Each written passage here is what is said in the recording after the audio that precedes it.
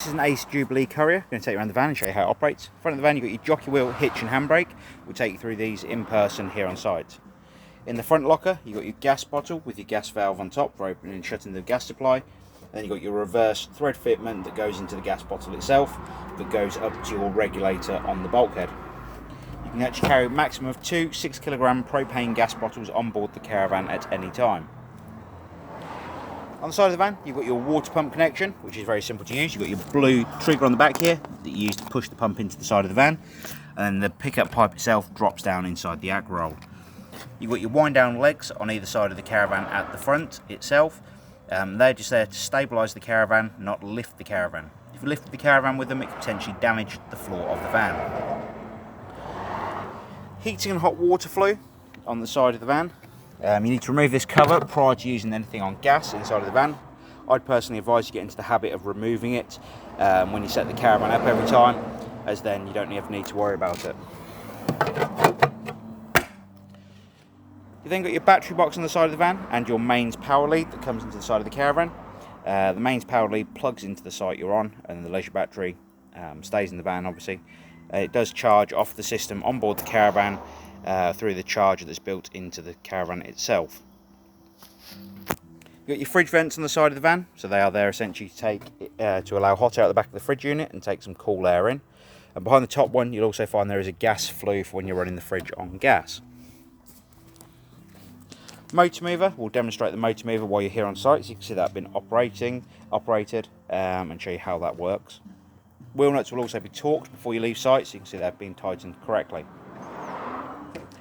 You then got your grey waste pipes coming out the side of the van, and they're essentially there for the fresh water that goes in the front of the caravan. When it's been through the sink and the showers on board the van, it will essentially come out through these pipes just here. On the rear of the van on this side you have a door to access the storage at the rear of the van, where you can lift up the bed on the inside so you can store bits and pieces in there if you need to. And then you've got your toilet locker just next to that. Toilet locker itself, very simple to use. At the top you've got the pipe work here that pulls out. Take the cap off and you'll allow you to fill up the flush tank, which takes 3.5 litres of water and a cap full of the pink fluid prior to use. And at the bottom you've got your toilet waste cassette, which you remove with the green handle. Pull this cassette towards you, the neck here turns out so you can tip the waste away, and the green cap here is a measure for your pink and your blue fluid. On the back of the cassette itself you have a green pressure relief button, so while you're tipping the waste away it doesn't spit and splatter back at you. So it's 1 litre of water and a cap full of the blue fluid that you need to put in the toilet cassette itself. On the rear of the van on either side you have your wind down legs to stabilise the caravan, and again they are just there for stabilising, not lifting the caravan. On the door side at the very front of the caravan, again you have your other wind down leg, and again that is just there for stabilising the van. Going to the inside of the caravan now. The first thing you need to do on the inside is turn the power on. So you do that by selecting the power source here that you want to use. So for instance, you can turn on the battery supply on the caravan, or if you're towing down the road you'll need to select the car symbol just here.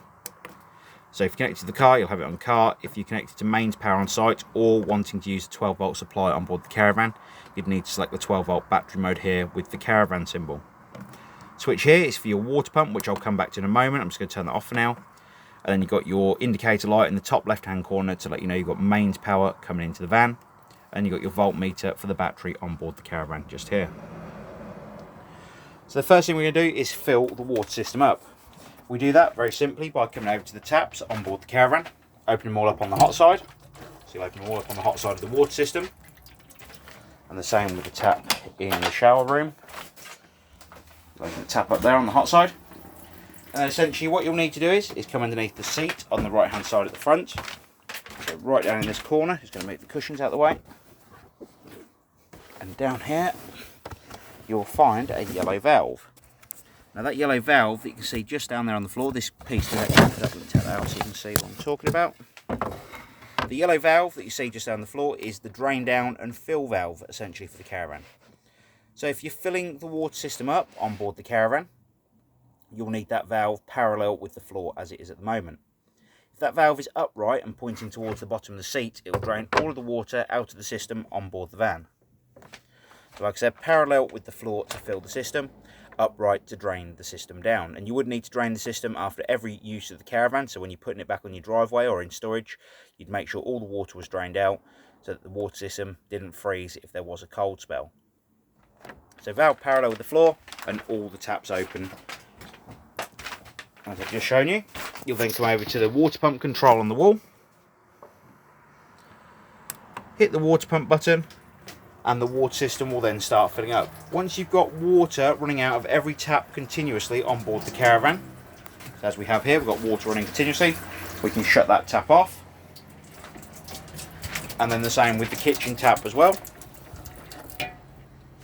And at that point, once the water system's full, you can start thinking about warming the water on board the caravan. So to do this, we have a control panel just in, oh, wrong cupboard, underneath the seat on the front right hand side of the van. And in that cupboard just here, we have your main strip switches for the caravan and your power switches. So you've got your space heater, which you can have on at all times, the same as your battery charger. However, the water heater switch in the middle, you'd only have turned on if you've got water in the system. So once the system's full, you can turn that on if you connect it to mains power, and the water system will start warming up on the 240 electric. Now, if you're not connected to mains power, you can also do that through warm up the water heater via gas, the same as the heating on board the caravan. So to heat the water on gas, you'll come over to the control panel on the opposite side of the caravan, and you've got this dial here which has a flame symbol next to it. Now the off position is just here where the circle is. Let's get it to ignite on gas. You'll spin the dial round, so this little tab here is pointing towards the flame symbol. The green light is essentially your pilot light for the gas system on board the van. In a moment a red light will appear to let me know it's failed to ignite. The reason being is the gas is currently turned off on the front of the caravan. So as long as the green light stays on, then your water heater is ignited on gas. On gas, you can actually control the water temperature between 30 and 70 degrees. Obviously, the hotter you go, the hotter the water will be. You would actually need to use the gas system for when you're showering on board the caravan, due to the fact the electric system won't boost, so the gas system will. So once you're connected to gas and it's all turned on, you can then use it as a boost on the gas system. To turn the gas supply back off, you'll spin the dial around to the off position just here, and it will isolate the gas supply. To the left hand side of the Ultra Store, the Ultra Store, which is the water one just here, you'll actually see your options for the electric heating on board the caravan. Now down the side you'll see you've got an option of 500, 1000 or 2000. Now depending on what site you're on will depend on what you select the power source as down the side here. If you're on a site where you've got 500 watts available, then you'll select the 500 watts, same with the 1000 and the 2000. The best way of finding out what power source you can use is by asking the site office of the caravan site you are going to. You can then control the heat of the heater between 1 and 9 on the dial in the centre here, and it essentially relates to the amount of heating elements it's going to heat up inside the heater. Obviously, the more amount of power you have coming into the caravan, the more efficient the heating system is going to be. You can also use gas to heat the caravan. So if we go over to the other side of the van, on top of the heater itself, you'll see you've got a gas dial just here. Now to get this to ignite on gas, you'll spin the dial round to between 10 and 9, hold down the gas valve, and when it ignites you'll have a pilot light in this window just down the front of the heater itself. Now once you have got a pilot light there, you'll continue to hold down the gas valve for a further 5 to 10 seconds, then slowly release the gas valve. Once it's ignited and running, you can control the temperature of the heater on the dial on top between 1 and 10. If you want to use the blown air system on board the caravan, you can also do that with the gas or electric. And essentially, if the blown air system is turned on, you'll have the air coming out the vents around the caravan, like that little white vent underneath the plug on the left hand side of the van. Essentially, it works very similar to the heating system in your car. So you've got a fan speed control just here, the same as what you'd have in your car. And then you've sort of got the options here, like you'd have in your car, for changing the fan speed, the fan areas. So on this one, kind of similar idea. However, this is for continuous blown air, so it continuously comes out the vents around the caravan. The dot in the centre allows the heat to come out the front of the heater itself, And the A on the right hand side is an automatic blown air. So essentially the blown air system will cut in and out with the thermostat on board the caravan, so it doesn't matter if you're using gas or the electric heating, it will essentially allow that thermostat to cut in and out as it needs to. So that's your heating and hot water systems. Next up we're going to go to the fridge. Now the fridge again is very, very simple to use. You've got power on.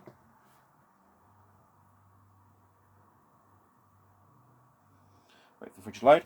Now at the moment it's trying to operate on 12 volt power supply from the car we're towing with. Now unless you've got a car connected, it's not going to allow it to do that. So that's what the blue light is flashing here for, to let me know there's no 12 volt supply from the car. So essentially you connect the car up to the front of the caravan, go over to your control panel by the door and select the battery car mode, and that will essentially allow you to use the fridge as a cool box as you're going down the road. And essentially you can get the beers and wine nice and cold. Grey button on the left hand side here, you can tap, and then you can go to your gas option. Again, the gas isn't turned on at the moment. Now when the gas system is ignited, you'll have a blue light here. If that blue light is flashing, it means it has failed to ignite. What you'll also notice is if it fails to ignite, it'll bring up a 9 and a spanner symbol just here. You've then got 240 volt mode, and that is essentially your fridge running on your mains power supply. So once you connect to mains, you can use the fridge as a proper fridge, and it'll just cool down as it needs to on the elements in the back. And then you can control the temperature of the fridge on gas or mains on the button on the right hand side. To turn the fridge back off, you'll press and hold the power button, and it will turn the power supply off to the fridge. Microwave will work on your 240 supply, the same as your electric ring on the hob itself, but you would need to make sure you connect it to mains for both of those to work. To operate, the cooker will operate on gas as you'd expect it to, so that all of the hob will work on gas apart from the electric ring, and the same with the oven and grill. Now going into the bathroom, which is the last point on the caravan we're going to go to. Very simple to use. You have a toilet waste flap here, so it allows the toilet waste flap to open in the centre of the toilet. You do need to make sure that is closed when you try to remove the waste cassette from underneath the van. You have a flush button just here, which as you can see allows the toilet to flush. And then you have a red indicator light here that will appear red when the toilet waste cassette is full. At that point you need to empty it from the outside of the van, as we spoke about during the outside tour of the van. So that is the Ace Jubilee Courier. If you have any further questions on the caravan, please don't hesitate to give us a call here at the Caravan Company, and we'd be more than happy to help. We thank you for your business, and we look forward to seeing you here on site soon when you collect the caravan. Thank you for now. Bye bye.